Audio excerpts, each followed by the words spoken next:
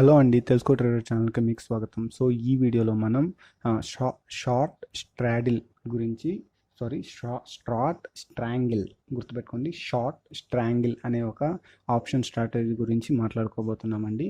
So ఒకసారి ఆ స్ట్రాటజీని నేను అప్లై చేయముందు మీకు చెప్పదలుచుకుంది ఏమంటే, ఇది హెచ్డిఎఫ్సి హవర్లీ చార్ట్ అండి, హెచ్డిఎఫ్సి బ్యాంకుకి సంబంధించి.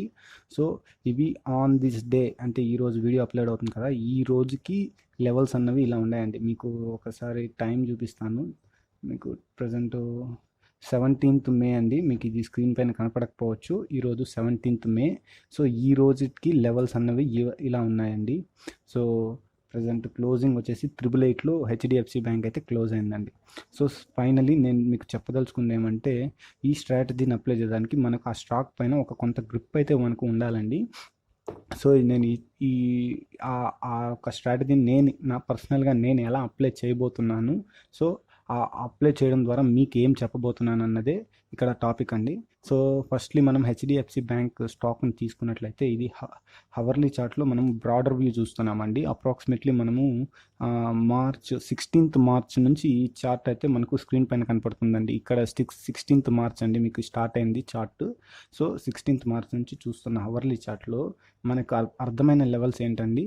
సో పైకి అప్ సైడ్ మనం 1000 కంటే అబోవ్ వెళ్ళలేదు. ఒక్కసారి వెళ్ళింది, బట్ అక్కడ సస్టైన్ అవ్వకుండా మళ్ళీ ఫాల్ అయిపోయింది. అలాగే మనకు డౌన్ సైడ్ చూసుకున్నట్లయితే 800 కంటే బిలో వెళ్ళలేదు. సో ఈ రెండింటి మధ్యలోనే కన్సాలిడేషన్ స్టేజ్లో అయితే ఉందండి మనకు.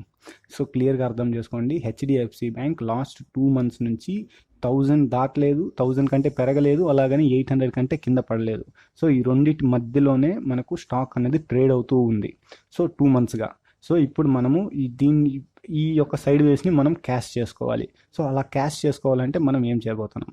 సో దానికోసం మనం సింపుల్గా షార్ట్ స్ట్రాంగిల్ అనే ఈ యొక్క ఆప్షన్ స్ట్రాటజీని మనం అప్లై చేయబోతున్నాం. సో ఈ ఆప్షన్ స్ట్రాటజీని అప్లై చేయడానికి మనకు కొన్ని లెవెల్స్ అయితే కొంత ఇంపార్టెంట్గా ఉంటాయండి.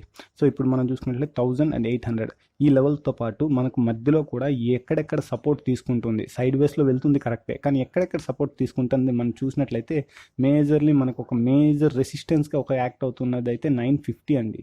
సో మీకు ఇక్కడ లైన్ గీసుంటాను చూడండి. సో 950 అన్న ప్రైజ్ యాక్షన్లో మనకు ఇక్కడ ఒకసారి ఈ రెసిస్టెన్స్ ఫేస్ చేసింది. అలాగే మనకి ఇక్కడ కూడా రెసిస్టెన్స్ నియర్గా వచ్చిందండి, 950కి నియర్గా వచ్చి రివర్స్ అయింది. అలాగే ఈ సిచ్యువేషన్లో మనకు 950 కాడ రెసిస్టెన్స్ ఫేస్ చేసింది. ఈ సిచ్యువేషన్లో 950 రెసిస్టెన్స్, ఈ సిచ్యువేషన్లో 950 రెసిస్టెన్స్, ఆ తర్వాత రోజు ఈ సిచ్యువేషన్లో 950 రెసిస్టెన్స్. ఇక్కడ బ్రేక్ అయిందండి 950 అన్నది. సో బ్రేక్ అయి పైకి సస్టైన్ అవ్వకుండా మళ్ళీ ఫాల్ అయిపోయింది. సో ఇక్కడ ఒకసారి మనకు ప్రైజ్ రిజెక్షన్ జరిగింది, ఇక్కడ ఒకసారి prize rejection. So lots of time అంటే ఒక 2 monthsలో అప్రాక్సిమేట్లీ ఒక 6 to 7 times మనకు 950లో రిజెక్షన్ అయితే జరిగిందండి. సో మనకంటే మనం దాన్ని 950ని మనం ఒక రెసిస్టెన్స్గా అయితే ఒక డిసైడ్ అవ్వచ్చండి. ఓకే, 950 అనేది ప్రజెంట్ మనకు రెసిస్టెన్స్గా అయితే యాక్ట్ అవుతుంది.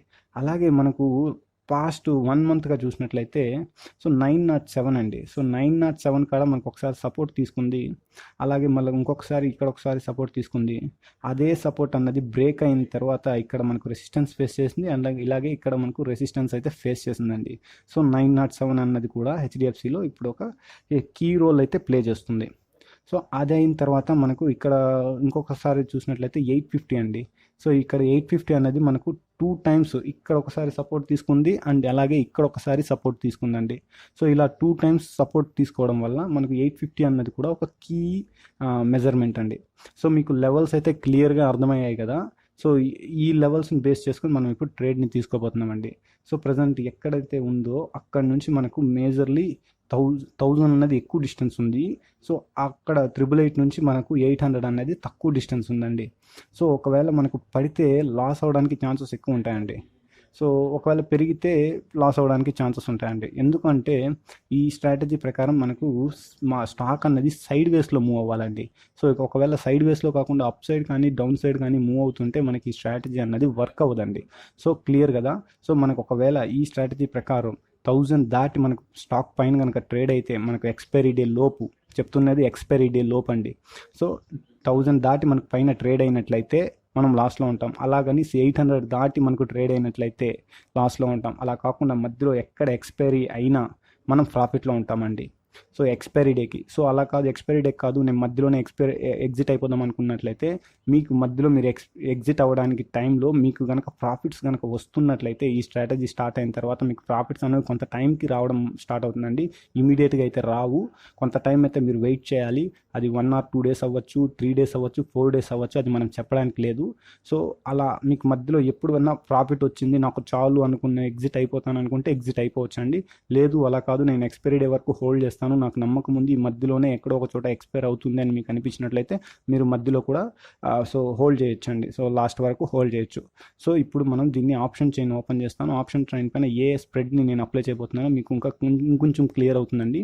సో ఇదైతే ఎన్ఎస్సి ఆప్షన్ చైన్ అండి. మీకు ఒక్క నిమిషం లోడ్ అవుతుంది. సో ఇక్కడ మనకు ఇది వచ్చేసి హెచ్డిఎఫ్సి బ్యాంకుకి సంబంధించిన ఆప్షన్ చైన్ అండి. సో నేను ప్రజెంట్ 28th మే ఒక ఆప్షన్ చైన్ ఉంది. అలాగే మనకు ఒక్క నిమిషం 25th జూన్ ఆప్షన్ చైన్ మనకు అవైలబిలిటీ ఉందండి. నేనైతే కొంత టైం ఎక్కువ కావాలి నాకు అనేసి అనుకున్నాను కాబట్టి నేను 25th జూన్ని నేను సెలెక్ట్ చేసుకుంటున్నానండి. సో 25th జూన్కి సంబంధించిన ఆప్షన్ చైన్ అండి ఇది. అంటే నెక్స్ట్ మంత్ ఎక్స్పైరీకి సంబంధించిందండి ఇది. సో నెక్స్ట్ మంత్ ఎక్స్పైరీ నేను తీసుకున్నాను. సో తీసుకొని నేను ఏం చేశానండి, సో 800 పుట్ ఆప్షన్ని నేను 800 పుట్ ఆప్షన్ని నేను 25 రూపీస్ 75 పైసలు నేను ఇక్కడ సెల్ చేస్తున్నాను. అర్థమవుతుందా మీకు? 800 పుట్ ఆప్షన్ని నేను 25.75లో నేను సెల్లింగ్ చేస్తున్నాను. అలాగే కొంత కిందకు వచ్చి డిస్టెన్స్లో 1000 రూపీస్ కాల్ ఆప్షన్ని నేను 23 రూపీస్ 90 పైసలు నేను ఇక్కడ సెల్లింగ్ చేస్తున్నాను. అప్రాక్సిమేట్లీ ఇక్కడ 24 రూపీస్లో సెల్ చేస్తున్నాను, ఇక్కడ 26 రూపీస్లో నేను సెల్ చేస్తున్నాను. సెల్లింగ్ అండి, ఆప్షన్ బయింగ్ కాదు, ఇది ఆప్షన్ సెల్లింగ్. సో మీకు అదే నేను ఇక్కడ మెన్షన్ చేస్తాను. సో ఇక్కడ ఏమని 1000 ఇక్కడ మనం ఎందుకు సెల్ చేస్తున్నామండి, దీన్ని దాటి స్టాక్ పెరగదు అని మనం ఇక్కడ బెట్టింగ్ చేస్తున్నాం, అంటే సెల్లింగ్. అలాగే మనం ఇక్కడ ఏం చేస్తున్నాం, 800 కంటే కిందకు వెళ్ళదు. సో మీకు ఇక్కడ లైన్ అదే అండి, 800 కంటే కిందకు వెళ్ళదు అనేసి అని మనము ఇక్కడ ఒక పుట్ ఆప్షన్ని సెల్ చేయడం అయితే జరిగింది. సో క్లియర్ కదా, మీకు అర్థం అవడం కోసం ఇంకొకసారి అయితే ఈ వీడియోని చూడండి. మీకు అర్థం కాకపోతే, మీకు అర్థమైతే హ్యాపీ అండి. సో క్లియర్ కదా మీకు. సో ఇక్కడ ఇది రెసిస్టెన్స్ ఫేస్ చేస్తుంది కాబట్టి ఇక్కడ కాల్ ఆప్షన్ని సెల్ చేసాం, ఇక్కడ మనకు సపోర్ట్ ఫేస్ చేస్తుంది కాబట్టి మనం ఇక్కడ పుట్ ఆప్షన్ని సెల్ అయితే చేయడం జరిగింది. సో మనకు మధ్యలో ఎక్కడ ఎక్స్పైర్ అయినా మనకు ప్రాఫిట్స్ అయితే ఉంటాయండి. సో అది ఎంత ప్రాఫిట్స్ ఉంటాయి, ఎంత వరకు మనకు లాసెస్ ఉంటాయి అన్న దాని గురించి మనం పే ఆఫ్ గ్రాఫ్లో మాట్లాడుకోబోతున్నామండి. సో మీకు ముందుగా పే ఆఫ్ గ్రాఫ్ చూపిస్తానండి. పే ఆఫ్ గ్రాఫ్ చూసినట్లయితే మీకు 25th జూన్కి సంబంధించిన 800 పీఈని సెల్ చేసిన దానికి కాను మనకు ఆ బయ్యర్ నుంచి 25 రూపీస్ 75 పైసా మనకు వచ్చిందండి. సో మీకు ఇది ఆల్రెడీ నా ప్రీవియస్ స్ట్రాటజీస్ చూసిన వాళ్ళకైతే మీకు అర్థమవుతుంది. సో బై చేసిన వాళ్ళకి మనం ఎవరైతే మన దగ్గర ఈ కాంట్రాక్ట్ని బై చేస్తారో వాళ్ళు మనకు డబ్బు ఇస్తారు, మనం వాళ్ళకి కాంట్రాక్ట్ ఇస్తాము. అలాగే ఎవరైతే మనకు సెల్ చేస్తారో ఆప్షన్ని, వాళ్ళకి మనం ప్రీమియంని పే చేస్తాము, వాళ్ళు మనకు కాంట్రాక్ట్ ఇస్తారు. ఇది మనకు ప్రీమియం అంటామండి, ఈ యొక్క ప్రతి స్ట్రైక్ ప్రైస్కి ఉన్న అమౌంట్ని. సో ఈ ప్రీమియం అయితే మనకు ఇప్పుడు రావడం అయితే జరిగింది. అలాగే మనం ఇక్కడ 1000 కాల్ ఆప్షన్ని కూడా సెల్ చేసాం కదా, సో ఈ ప్రీమియం కూడా మనకు రావడం జరిగింది. సో రెండింటిని నెట్ అంటే ఈ రెండింటిని కూడాలండి. సో మనం 2 సెల్ చేసాం కాబట్టి 2 మనకు అమౌంట్స్ మన చేతికి వచ్చాయండి. సో రెండింటిని మనం కూడినట్లయితే అప్రాక్సిమేట్లీ 50 రూపీస్ వరకు వస్తుందండి. సో 25 + 23 అప్రాక్సిమేట్లీ 49 అరౌండ్ ఆ రేంజ్లో వస్తుందండి మొత్తం కలిపితే. సో మనం 50గా అనుకుందాం, ఓకేనా? క్లియర్గా ఉండడం కోసం 50 అని అనుకుందామండి.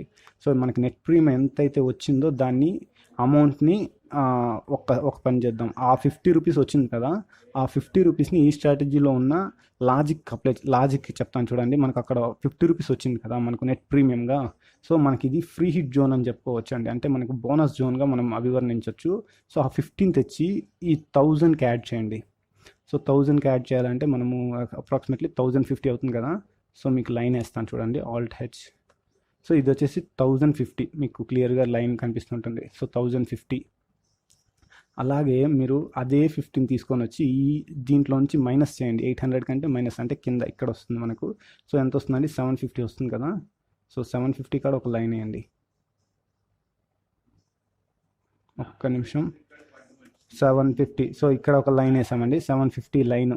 సో ఇవి ఎందుకు మనకు free hits and bonus lines అంటామంటే, సో మనం ఫస్ట్ స్ట్రాటజీ ప్రకారం మనం ఏమనుకున్నామండి, దీన్ని దాటిపోతే మనకు లాస్, ఈ 800 దాటిపోతే మనకు లాస్.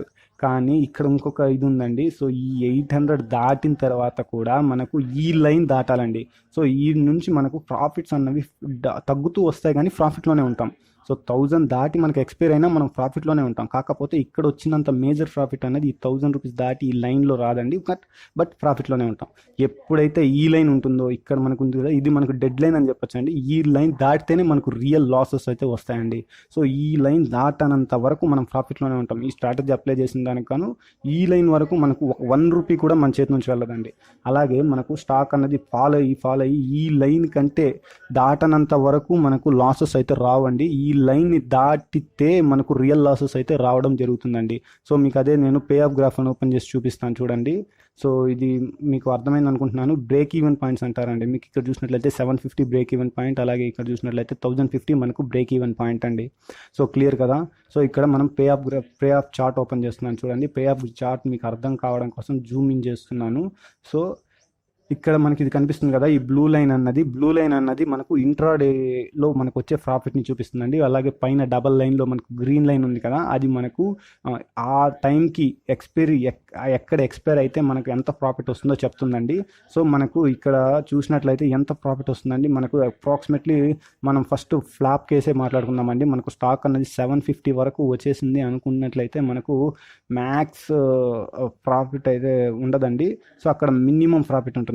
అంటే మనకి ఇప్పుడు మీకు అర్థమవుతుంది కదా, 758కి వచ్చేసింది. మనం అనుకున్న కేసులో ఫెయిల్ అయ్యాము. సో మార్కెట్ అన్నది ఫాల్ అయిపోయింది. సో ఈ స్టాక్ ఫాల్ అయింది.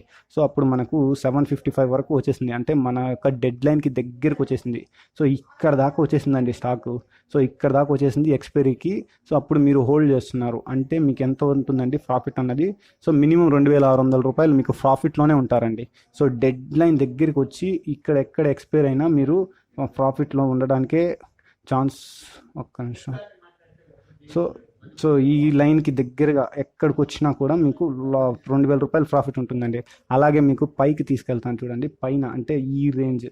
సో 3600 వరకు మీకు ఉంటుందండి. ఒకవేళ మీకు ఈ స్టాక్ అన్నది ఈ రేంజ్, సో ఈ లైన్కి దగ్గరగా ఎక్కడ ఎక్స్పైర్ అయినా కూడా మీకు 3000 అన్నది ప్రాఫిట్లోనే ఉంటారండి. ఈ లైన్కి దగ్గరగా ఎక్స్పైర్ అయినా కూడా. అలా కాదు, మీరు అనుకున్నట్లే జరిగింది, 1000 కాడ నుంచి 800 మధ్యలోనే ఎక్స్పైర్ అయ్యింది అనుకుందాం. సో 800 కంటే 1 పాయింట్ పైనే ఎక్స్పైర్ అయింది, లేదా ఈ 1000 కంటే 1 పాయింట్ కిందే ఎక్స్పైర్ అయింది అనుకోండి, మీ యొక్క మ్యాక్స్ ప్రాఫిట్ అయితే 24,600 రూపీస్ అండి. సో ఇప్పుడు మీరు చెప్పండి, ఈ స్ట్రాటజీలో సో ఎక్కడ ఎక్స్పైర్ అవ్వడానికి ఛాన్స్ ఉందండి? ఇంత స్పేస్లో ఎక్స్పైర్ అవ్వకుండా మీ టైం బ్యాడ్ అయ్యి ఈ స్పేస్లోనే ఎక్స్పైర్ అయినా మీరు ప్రాఫిట్లోనే ఉంటారు. అలా కాదు, ఈ స్పేస్లో ఎక్స్పైర్ అయినా ప్రాఫిట్లోనే ఉంటారు. సో ఈ స్పేస్లో ఎక్స్పైర్ అయితే మీరు జాక్పాట్ కొట్టినట్లే. అంటే మీకు చూసినట్లయితే ఎంత ఉందండి ఈ స్పేసు. సో ఇంత స్పేస్లో ఖచ్చితంగా ఎక్స్పైర్ అవ్వడానికి 80% ఛాన్సెస్ ఉంటాయండి. అలా కాదు, మన టైం దరిద్రంగా ఉంది అనుకున్నప్పుడు మాత్రమే ఈ లైన్స్ దాటి వెళ్తుందండి. సో ఈ లైన్స్ దాటి వెళ్తే మనం అలా లాస్ అయ్యి వెళ్ళిన దాన్ని కూడా మనం అడ్జస్ట్మెంట్ ద్వారా కవర్ చేయొచ్చండి. సో ప్రజెంట్ అయితే ఆ అడ్జస్ట్మెంట్స్ దాకా వద్దు. ఈ స్ట్రాటజీని అయితే మీరు ఒకసారి ప్రాక్టీస్ చేయండి. మీరు ఒకసారి కాదు, most of the times practice చేసినట్లయితే దీంట్లో ఉన్న ఏమంటే దాంట్లో ఉన్న లూప్ హోల్స్ మీకు ఇంకొంచెం క్లియర్గా అర్థమవుతాయండి. ఆ లూప్ హోల్స్ అన్నవి చెప్పడానికి లేదు, అవి మీరు ప్రాక్టీస్ చేయడం ద్వారానే మీకు అర్థమవుతుందండి. సో ఈ వీడియో అయితే మీకు నచ్చిందని నేను అనుకుంటున్నాను. సో బ్యాక్గ్రౌండ్లో ఉన్న నాయిస్కి అయితే క్షమించండి, ఇంట్లో వాళ్ళు మాట్లాడుతూనే ఉంటారు. సో కొంత అర్థం చేసుకోండి, కొంత ట్రై చేయండి. థ్యాంక్ యూ అండి. Thank you for the watching video అండి. Thank you.